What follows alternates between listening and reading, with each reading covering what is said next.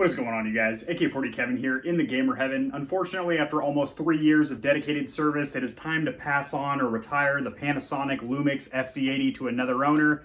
This thing has been pretty sweet. This thing pretty much launched my YouTube channel with me. This has been responsible for all the 4K video recording that I've been doing up until about 2 months ago. And I've done a lot with this thing, from photo shoots at car shows to super zoom shots of nature, 400 priceless photos for my deployment.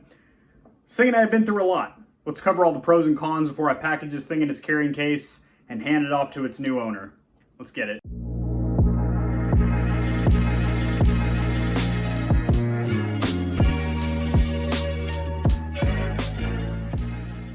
Alrighty guys, so jumping right into it, I have owned this bad boy for about 3 years now. It's a 20 to 1200 millimeter 60x optical zoom with onboard image stabilization. So basically, when you zoom this thing in, let me give you guys a little demo here. Look at that big old thick boy right there. This thing has an insane zoom with it to the point where you can actually see the craters on the moon. And that's not an exaggeration or a figure of speech. You can literally see the dimples and divots clear as day on the moon, which is pretty insane. So that's really great if you're taking nature shots, or you're at a car show and you can't necessarily get super close to a vehicle or something like that and you want to get some crisp shots. The sensor in there is an 18.2 megapixel MOS sensor. You do have a viewfinder, and then you also have a 3-inch touchscreen on the back, which is really good for navigating the menus. You can either navigate with this D-pad here, or you can also scroll through with this little wheel right here, or of course you can use the touchscreen itself. You also have a dedicated wheel up here for different modes. You of course have a auto mode, which has IA, which is going to automatically adjust things like your aperture, f-stop, and even things like color saturation to try and get you the best quality photos right out of the box. So this is a great beginner-friendly photography camera. So if you're looking at like a mirrorless or DSLR camera, a photography style camera, and you've never owned one before, this was my first photography style camera, and I think it was a good introduction into the world of photography and videography. I did a lot of 4K video. That's primarily what I did with this thing, was 4K video recording, as this thing did record a ton of my YouTube videos, like hundreds. Like basically every YouTube video I've made since I was recording paintball videos on a GoPro when I started my channel, all the way up until about 2 months ago, when I'm now actually recording. If I'm not on my webcam here at the PC, I'm primarily doing my recordings with my cell phone here. I just don't really need a photography style camera, and that's the main reason I'm getting rid of it, is it has so many features that I just don't even use or utilize. And the person I'm selling it to is an awesome coworker, and she's trying to get into photography. She actually wants to start a small photography business, needs something just to get started. Not to mention she's also going to be doing some streaming, potentially YouTubing as well. So probably just something to, record her setup and take some pictures and stuff like that. And this is great. It's very, very user-friendly. The touchscreen will walk you through an initial setup process that'll ask you some basic questions and whatnot. And I gotta say, it's fantastic. Between having the optical zoom on there, it's wonderful. Battery life is phenomenal.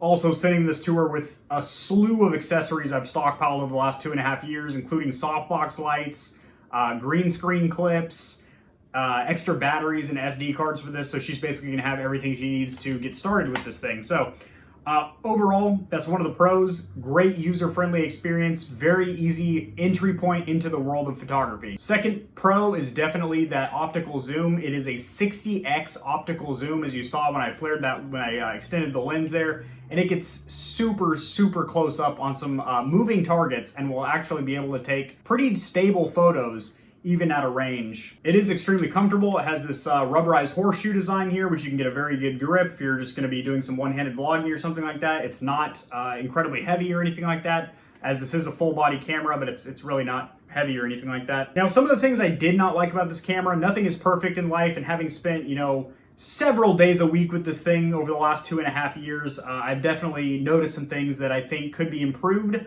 on future Panasonic Lumix super zoom models. So the first one is for the 4K video recording, or even 1080p video recording, just the video recording period. The image stabilization is not great, so unless you keep your hand relatively still, the onboard gimbal device doesn't do a whole heck of a lot of image stabilization. You're still going to get some shakes and judders and whatnot. It doesn't make your footage unusable or anything like that, but I think they definitely could do a better job with the onboard image stabilization.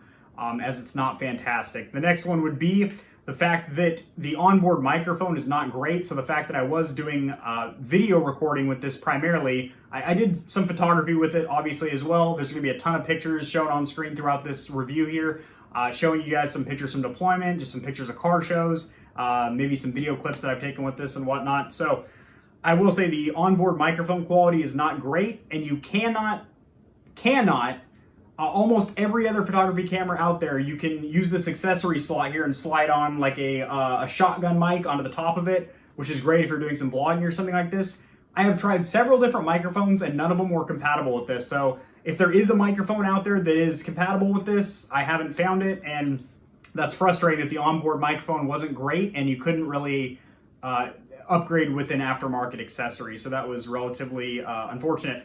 The low light performance is also a little bit less than desirable. It's not terrible. I've seen cameras on the price point that are worse, but they even tout on their website great low light performance and capabilities. It's not that fantastic. I mean, any sensor that's in a like sub $800 camera isn't going to be phenomenal for low light, because low light really takes a lot of not only a high quality lens, but also software optimization for it to automatically select your f-stop and your exposure. If you're not accustomed with fine-tuning a camera and you don't want to do all that stuff yourself, just putting it in auto mode, I didn't really get great performance out of the low light. Now this one's kind of nitpicky, but I wish there was some kind of rubberized coating or some kind of padding here on the viewfinder. Now granted, you're probably not going to have your eye cupped directly against it, but I have, bumped it a couple times and it's just hard plastic. That's really nitpicky. That's not a deal breaker or a huge deal at all. And the viewfinder is incredibly crisp and actually gives you a very, very accurate depiction of what you're looking at in the image that you're actually going to capture. There is also a ton of really cool built-in modes. There's like 28 or 30 effect modes. So a portrait that automatically blurs the background. Again, makes it super user-friendly, super easy interface if you just want to get some clean shots and whatnot. They have a scenery mode. They have one that's specifically for water photography that kind of tries to limit the reflective light and stuff. It just makes it a real breeze. Battery life is actually really good on this. So like I said, I did primarily 4K video recording, which, it's constantly recording 4K. It sucks a lot of battery. And honestly, I would get several hours out of one battery. And the starter kit that I bought with this thing actually included 3 batteries and a wall charger. So that's really, really cool that you can just hot swap them and never really run out of juice. I will say, for doing any kind of 4K video recording or 4K photography, it's going to fill up an SD card pretty quickly, so I'd recommend getting at least a 32 gig. And if you're going to be doing 4K video recording, that is a high read and write speed that can actually handle the 4K. Because I have tried some cheaper, older SD cards that I had, and they wouldn't even record in 4K. The files would come out corrupt, or it just wouldn't even let you hit the video record button because it doesn't have the read and write speed for it. Other than that, there are a lot of accessories out there for this. It came with a lens cover and a strap here, obviously. I did get a carrying bag for it, and there are additional flashes and stuff that you can put up here, but again, I haven't found any microphones. But there is a fair aftermarket market of accessories for this camera, which is awesome. So I think all in all, if you are new to the photography world, I personally have no regrets for having this camera. If I did, I wouldn't have ran with it as my daily for 2.5 years. I think it's a fantastic camera. Even if you're just doing videography, I think it's a solid option. I think it's very durable. I haven't dropped this thing, thank Christ, but I bumped it a couple times, when I had it around my neck before I knew how to actually wear a camera strap properly. Like that. I was just wearing it like a freaking necklace, and it did, bump up against stuff, hit my belt buckle, smack some stuff. And, there might be a couple of cosmetic scrapes on it and whatnot, but I've had no performance issues from the little bit of rough and tumble that I've given this thing. So, all in all, I gotta say, a very good, solid option for somebody that has about $350 and wants to get started in the photography game, especially if you're looking at a super zoom. That zoom is quite impressive, and the fact that the image quality is still good at those far ranges. The only thing is when you're fully extended, the image stabilization that's already not great is even worse. So I'd recommend grabbing the actual lens when it's extended and kind of using 2 points of contact and trying to stabilize that way, or just having it on an actual fixed mount, so a bipod or a monopod or something like that to keep it fixed. But if you're just going freehand and you're zoomed all the way in, the slightest little movement, because you're zoomed so far in, will look like a big sway. So keep that in mind. But yeah, overall, I love this thing. It has a really nice, easy 4K video mode where you press it and it'll take a burst of 3 to 5 4K shots. And then you can pick and choose which one you want, and it'll delete the rest.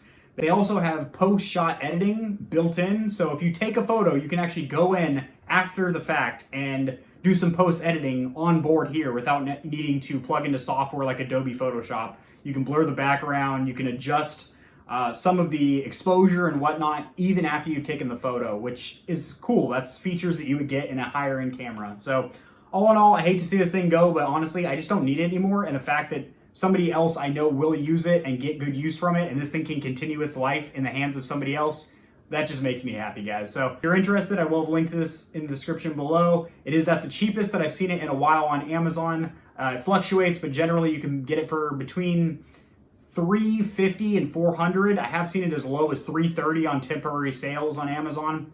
And there's also a starter kit that comes with a bag and some SD cards for about 50 or 60 bucks more. So that's a pretty good value. I'd probably opt for that if you are new to photography and you don't have any accessories yet. That's a good option for you guys. All right, that's going to do it. Hope you guys have a great night. See you in the next one. Peace.